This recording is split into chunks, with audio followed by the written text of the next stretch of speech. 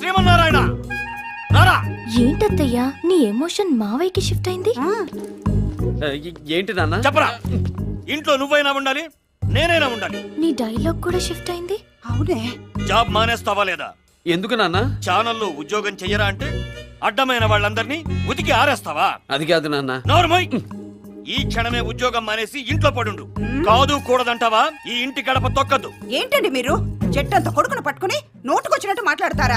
ఆ గొడవలు పడే ఉద్యోగం మానేయమని నీ కొడుకు చెప్పు. రైతులు వాళ్ళ సమస్యలంటూ ఆశలన్నీ పనిచేసి కొడుక్కి ఏమీ లేకుండా చేశారు. ఇప్పుడు ఉన్న ఉద్యోగం కూడా లేకుండా చేస్తారా? నోర్మోయ్, వాడు ఉద్యోగానికి వెళ్తే నా మీదొట్టు. వాడు ఉద్యోగానికి వెళ్ళకపోతే నా మీదొట్టు.